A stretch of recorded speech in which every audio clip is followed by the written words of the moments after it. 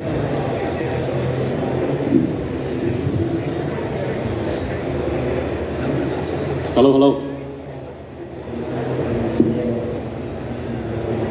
Hey, good morning, everyone. Good morning. Welcome to the Coinstash Theater. My name is Ting. I'm the co-founder and CEO of Coinstash. What an exciting time it's now to be in crypto right now. We're nearly at 100K, and I think this time last year, we're not even at half the price.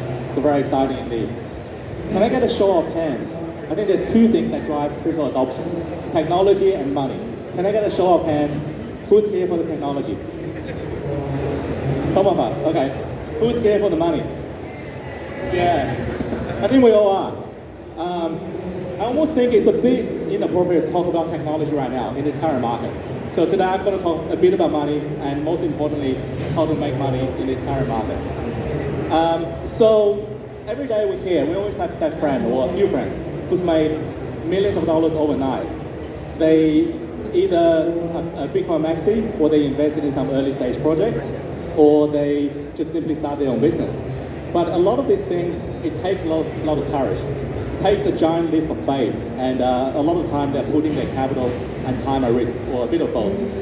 What I'm going to talk about today is how to make money in a nearly risk-free manner, which is what I call arbitrage opportunities in crypto. Just to bring some relevance to this, the way me and my co-founder started Coinstash all the way back in 2017, we grew it from nothing to now have 40,000 users, traded nearly $1 billion, as well as having been around for 7 years, is we were able to capture some of the early arbitrage opportunities in crypto.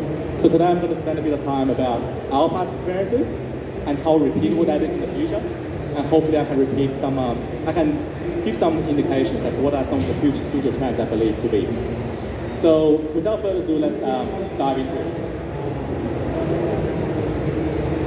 So the concept of arbitrage is not a new one, right? So it's a very commonly known concept in traditional markets. The Investopedia definition is it's a simultaneous purchase and sale of similar assets for tiny price differences in order to profit. I think when it comes to crypto, I actually slightly disagree with this definition. I think for crypto, we don't have to have similar assets. There can be assets that are somewhat similar in nature, but not exactly similar. Also, most importantly, I think in crypto, the price differences can be quite big, which I'll give a few examples later on. And that's good news for us. We also know arbitrage opportunities thrive in inefficient markets, which means crypto in its infancy is the best example for that. And as the market matures, there's going to be more sophisticated tools and opportunities, which I'll allude to in a moment.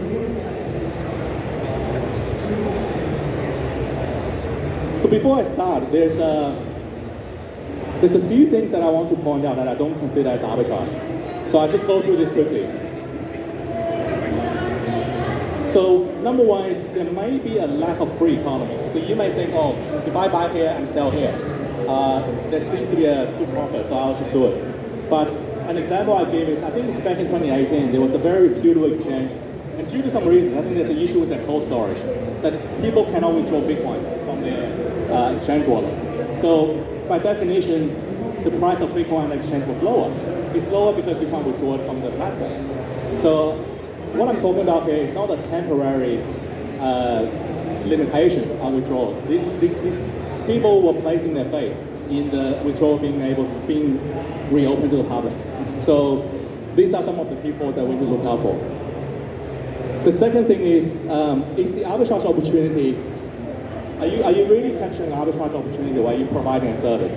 So what I see a lot these days is people are actually providing broker-like services. So you're providing your bank account, you're providing your time and effort, trying to find clients and sell them crypto at retail rates, while you're buying crypto at wholesale rates. And this actually takes a lot of time, effort, dedication, as well as some of the banking rails in order to do so. The last thing I want to point out is, which is very important, is inventory risk. We may remember back in 2021, when the NFT market was very vibrant, there were people who are flipping Bored Apes, Bored Ape yacht clubs, as well as CryptoPunks. I remember there's quite a few OTC players who are buying CryptoPunks for 20 ETH, selling for 25, but then guess what happens when the market crashes? that all of the inventory is going down with the market crash. So there's actually a lot of inventory risk that goes with it. To me, if there's true arbitrage, they would have borrowed the CryptoPunks or the other NFTs that they are selling, buying and selling, and just type it down alone as the inventory. That would eliminate some of the risk.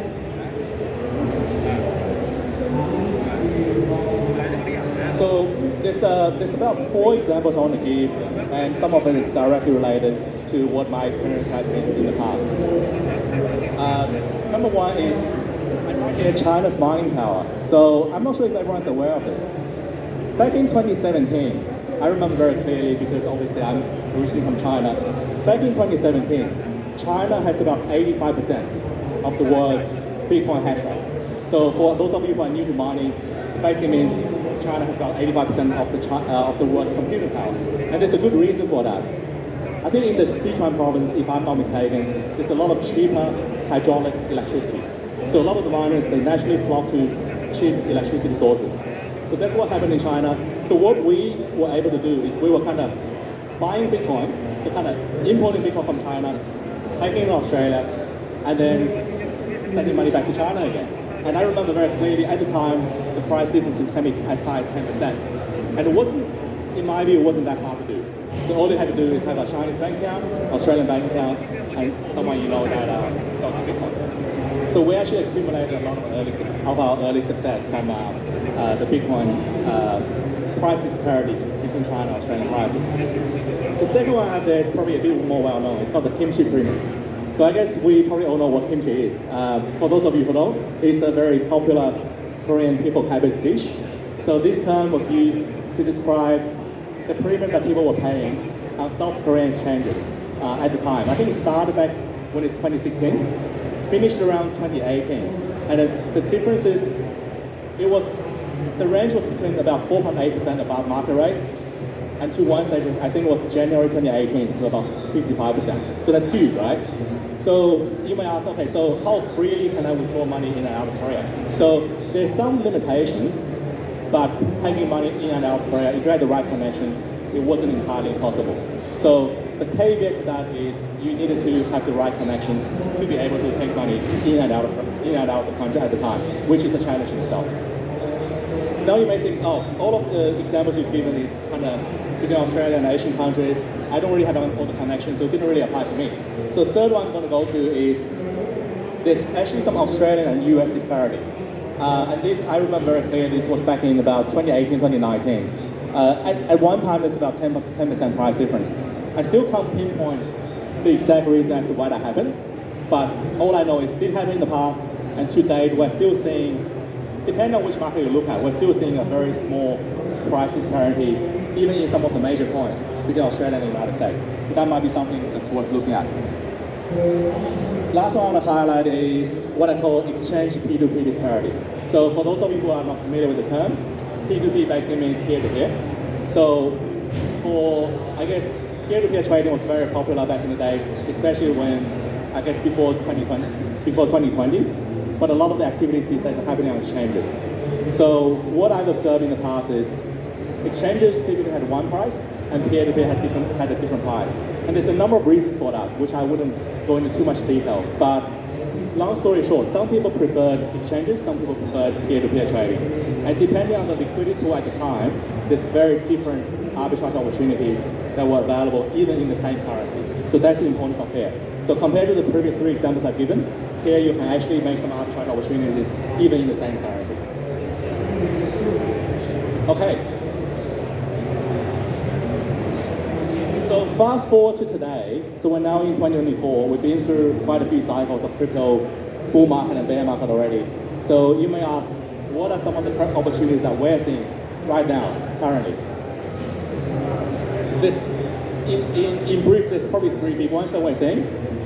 And I want to highlight that a lot of this is very well known. I guess the knowledge is the public domain, but the execution of these theories is very difficult in practice. So I don't pretend to be expert in all of this in terms of how to actually carry this out. But we do know if you're interested in the opportunities right now, these are what you're looking into. So the first one is Grayscale BTC. This opportunity probably closed around January this year, but I think just for the sake of currency, I still include it here, given how big the opportunity was back then. So for those of you who remember Grayscale Bitcoin ETF, Grayscale Bitcoin, which is a fund, the first inception of that was back in 2013. That was actually a long way back. And it started as a closed-ended fund. So that word is very important. A closed-ended fund versus an open-ended fund. The key distinction is in obviously the words closed-ended. So by being closed-ended, it's very difficult for people to, I guess, either top up or redeem from the fund. So what happens in a bull market? In a bull market, people will want to buy the shares on the secondary market, which drives the price up. But in a bear market, which we've seen about 2022 and all the way throughout 2023, GBTC was trading at a massive discount, a quite significant discount. I think at one stage up to like 55% compared to what I call the NAV, the net asset value of the actually underlying Bitcoin. So some of the smart fund managers I know, what they do, they buy GBTC on spot and they sell Bitcoin at spot, right? So it doesn't even need any futures, perpetuals, not really so much collateral is needed. They were basically able to ride that wave. And guess what happened?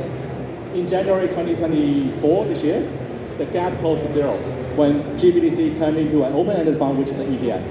And that arbitrage opportunity I experienced firsthand. I kind of dabbled into that myself and then paid off like in two ways. One is I was able to capture the price differences between GBTC and underlying Bitcoin, which is 55% at the time. And Bitcoin price also gone up by, I don't know, two and a half times. So if you do the math, with $100,000 in capital, you can ride it all the way up to $500,000. So that was a very significant opportunity back then. Second one is, and this is what people still are doing, right? So we all know, I guess we all know Michael Saylor. We all know MicroStrategy. That's on the front page, left, right, and center. So what's the relevance of MSTR and a few other mining stocks? What's the relevance of that to this? The relevance is, what I'm saying, the same smart fund managers, they are obviously the GBTC opportunity closed in January this year. So what they are doing right now is they're looking at trading with Bitcoin and Bitcoin-related stocks. So when I say Bitcoin-related, it doesn't even have to be like an MSTR. It might be like an RS Energy or like another Bitcoin mining stock where they perceive there to be a correlation. Let's just say the correlation is 2 to 1, because people used to say, oh, MicroStrategy, if you buy MSTR, MicroStrategy, that's basically buying Bitcoin leverage, 2 to 1, right? So if that's your perception and you've done your calculations around that, and if you see a price difference that deviates from that 2 to 1 ratio, guess what you can do? You can buy one asset and you can take a short position in the other asset. And that's what I'm saying the fund managers are doing right now. In terms of the exact ratio and how they do it, I don't know the details, but this is something that's worth looking into if you're serious about it. The third one I want to talk about, and this is quite widely explored already, is basis trading. So for those of us who are not familiar with the term basis trading, it basically means, a very easy example is if you want to capture the differences between the spot market and the futures market. So currently Bitcoin might be trading, I don't know, are we 100K yet? Or no, 99, right? Let's just say if Bitcoin spot is 99,000 and the futures is 101. So if you buy Bitcoin at spot and you sell Bitcoin futures at, let's say 6-month futures at 101,000, as 6 months passes, the price differences will naturally converge to zero. So you'll be at, I don't know, say at the time Bitcoin is 100K. I hope we're a bit higher than that, but let's say it's 100K. So it will converge to $100,000 and you will be able to capture the difference. So you might ask me, oh, if it's so easy, why isn't everyone else doing it, right? If it's so easy, we just simply, you gotta place an order here, place an order here, and capture the difference. There's two things you gotta watch out for when you deploy this strategy. One is, there's always a cost of capital. So by doing this strategy, you have to long Bitcoin and short the futures. Sorry, I got it the wrong way around in my example. So you gotta sell Bitcoin at spot and long the futures. Sorry. No, no, sorry, let me, third try. No, you gotta sell the futures and long the Bitcoin spot. Okay, so guess what you gotta do? You gotta have the money to buy the Bitcoin spot, right? Let's say it's 99,000, and then you gotta put up, let's say, depending on the exchange, it might be a 20% margin to short the futures. Okay, so all of a sudden you are out of the pocket by 120,000. So your cost of capital for 6 months on that 120,000 might outweigh your return, right? So that's why these days we typically only see the professionals who know exactly what their cost of capital is, who know exactly what their transaction fees are, and who know exactly what their funding rates are. And those are the three major costs that goes into basis trading. I can go into like this a long time, but I think for the purpose of this presentation, you guys get the hang of it. Apart from futures trading, there's also options. So we're talking about the derivatives market. There's options, and there's also what I call perpetuals, which is quite unique to the cryptocurrency environment.